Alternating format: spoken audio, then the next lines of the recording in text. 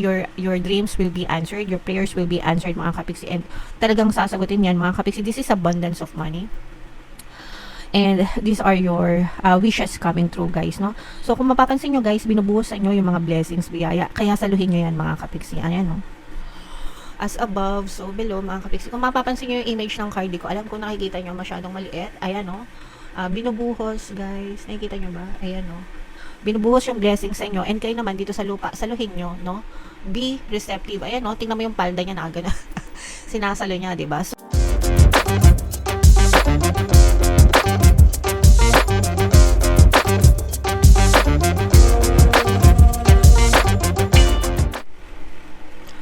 hello guys, hello Pisces, welcome back to Pinay Pixie Tarot. Ang pamagat ng episode natin for tonight is New Moon Kapalaran para ngayong December para sa Pisces, Sun, Moon, Rising Sign, and Venus. So, dalawa yung New Moon natin guys ngayong December, no? Isa sa December 1 and isa na, yung next na New Moon naman is sa December 31, mga kapiksi. So, ang reading na to ay para sa period na yan guys. And by the way guys, naka-upload na sa ating YouTube channel yung inyong 2025 kapalaran sa bawat zodiac signs. If in case hindi nyo pa napapanood, punta lang kayo guys dun sa ating YouTube homepage and hanapin nyo lang yung video para sa zodiac sign nyo. So, ito yung ating moon message guys, surrender to the divine guys. So, very important na isurrender natin sa kanya lahat, no? Positive and negative na nangyayari sa atin. Yung mga negative, isurrender natin sa taas guys. And, sila yung tutulong sa atin, no? And, yung mga positive naman, kailangan pinagpapasalamat natin yan sana sa taas because sila din naman yung nagpo-provide yan sa atin, mga kapiksi. Okay? So, always pray. Guys, Japan, just always pray at night. Okay, wag natin kalimutan magdasal, mga kapiksi, kahit once a day lang guys. Importante yung connection natin sa nasa taas. Okay, attune to the moon guys. I am getting the answers I need. Okay, so i-comment yan sa comment section and i-affirm nyo na rin yan, mga kapiksi. Again, I am getting the answers I need. Yung mga sagot na gusto nyo, pati doon sa mga pinagdadasal nyo, mga kapiksi, it's coming your way. Dadating yan sa inyo, ibibigay yan sa inyo. You just have to have faith, no? Sabi ko nga, magtiwala, sumampalataya sa nasa taas, surrender nyo yan sa kanila, and didinggin din lahat ng mga dasal nyo, mga kapiksi. Additional meanings for this card: a wish you made may be about to come true. Ayan na nga ba ang sinasabi natin, no? Dapat talaga nagdadasal tayo palagi, no? And always pray and affirm, focus guys. And the more na focus kayo, the more na nagpe-pray kayo, nag-affirm kayo guys, on track kayo, no? Dun sa inyong mga desires, sa mga wishes nyo. Definitely, it will be pushed out in your reality. It will be granted to you, mga kapiksi. Didinggin yan. Ibibigay yan sa inyo. Magtiwala lang kayo, guys. Huwag kayong maatat, no? Pakiusap. Please. Palagi natin yan sinasabi sa inyo. Focus lang, no? Don't waver. Focus. And ibibigay yan, mga kapiksi. It's make or break time, di ba? Pag sinabing make or break, it's either you make it or you don't make it, di ba? Siyempre, dun tayo sa make, mga kapiksi, no? Nagbe-break lang naman yan pag binibreak nyo yung pattern nyo. Pag binibreak nyo yung pattern ng pagiging positive, okay? So, pag sinabing make, ibig sabihin, focus energy mo sa pagiging positive. Once na nag-nega ka, once nag-entertain ka ng nega, and nag-spiral sa nega, dun mo na binibreak yung sarili mong pattern sa pagiging positive. Kaya it's either na-delay yung manifestation mo or hindi siya, opposite yung nakikita mo kasi binrake mo yung pattern mo. So, ibig sabihin, regardless, even if you're not seeing results, you're not seeing evidence, wala kang nakikitang evidence, no? Just focus pa rin, mga kapiksi. There could be a sense of madness in the air. Breathe deep and stay calm. So, yung iba sa inyo, baka may mga nakakagigil na sitwasyon kayo guys. So, kalma. Meditate, mga kapiksi. Stay calm. Huwag mag-react, huwag magpa-trigger. Kalma lang guys. Okay?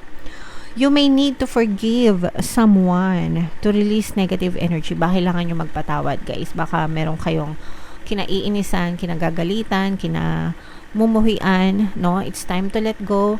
Guys, 2024, magto 2025 na. Lahat ng mga galit nyo sa kung kanino man, ng mga ngayong taon, ng mga nakalipas na taon, there are other people na taon-taon, kumaga, years na yung binibilang, hindi pa rin naaalis yung galit sa puso nila. So, do yourself a favor and forgive them kasi hindi naman sila yung nagsasuffer, kundi kayo. So, let them go, mga kapiksi.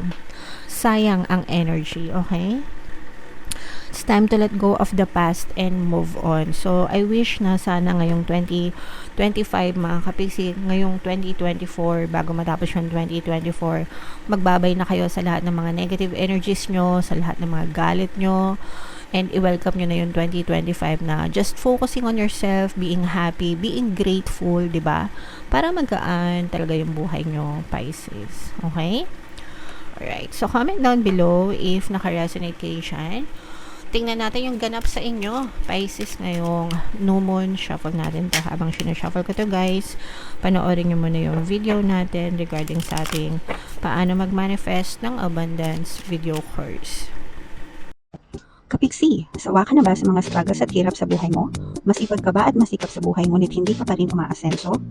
Ilang beses ka na bang nag-attempt mag-negosyo at mag-invest pero palagi ka pa rin nalulugi? Sa pagkakataon na ito ay maaaring may subconscious beliefs ka na nagiging balakid sa iyong pag-unlad at pagyaman. Introducing, paano mag-manifest ng abundance video course. Dito ay matututunan mo ma-overcome ang mga balakid mo para tuluyan ka ng umunlad, umasenso, sumagana, maging matagumpay, successful at maswerte sa iyong kabuhayan, pera, trabaho, negosyo sa lapi at kaperahan ng bonggang-bongga. Dali, mag-send na ng email sa pinoypixie@gmail.com at simulan na ang iyong pagyaman ngayon. Alright, so sa lahat ng gusto mag-avail ng course, guys, meron tayong promo ngayong November. Magbibigay tayo ng 500 pesos na discount. Guys, until November 30 yan, kaya mag-avail na kayo. And meron din tayong bagong course, paano mawala ang third party at magkaroon ng harmonious na relationship para mawala talaga, guys, yung mga kabit na mga jowa nyo. 20% discount yan until November 30. So, mag-avail na kayo, mga kapits. So, Pisces, guys, kayo ay represent ng Queen of Cups. Ito yung ating moon energy. This is both negative and positive.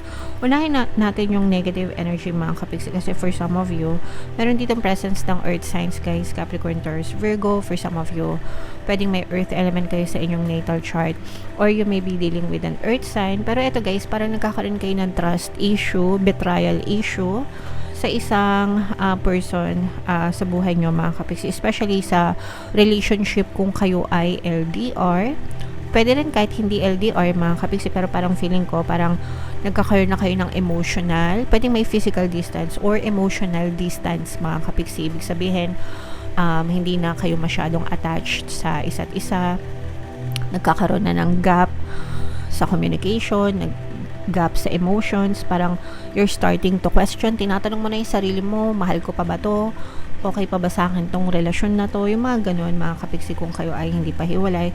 And that's because, yun nga, no, parang nagkakaroon na kayo ng broken trust. No? Yun yung ibig sabihin ng trust issue, broken trust. Parang nasisira na yung tiwala mo sa kanya.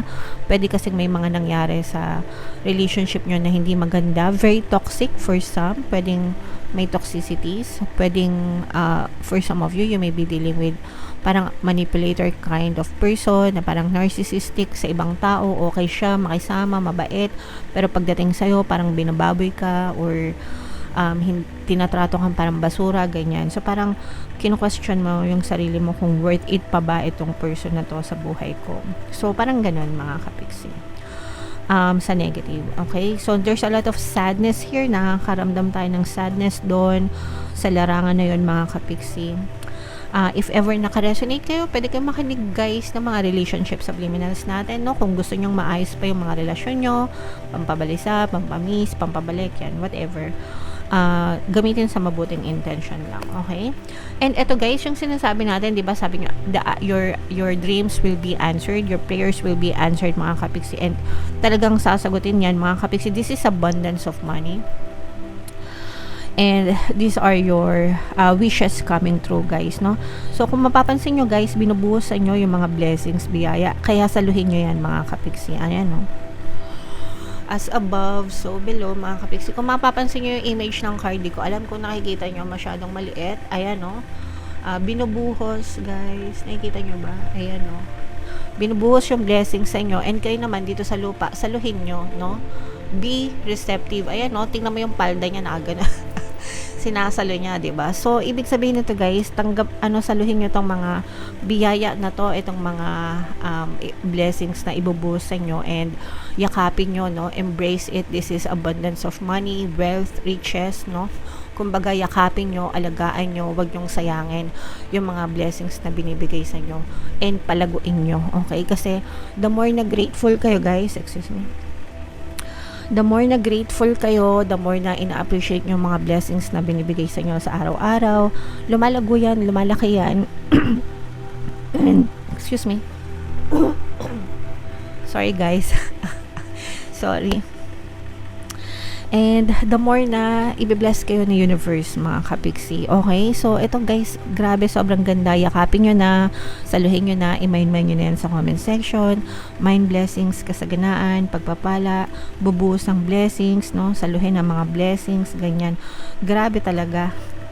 Grabe talaga, mga kapiksi. So, i-mind nyo na yan lahat sa comment section. Ayan, no? Talagang abundance, wealth. Nakikita nyo ba, guys? Abundance, wealth, 'di ba? Riches, no? So hindi lang sa pera, mga kapiksi, pero you will feel abundance of love and support sa paligid nyo, guys. Yung mga tao sa paligid nyo, guys, parang sila din yung magdadala ng kayamanan or magiging susi sa pag-unlad at pag-asenso nyo, guys, kasi 'di ba?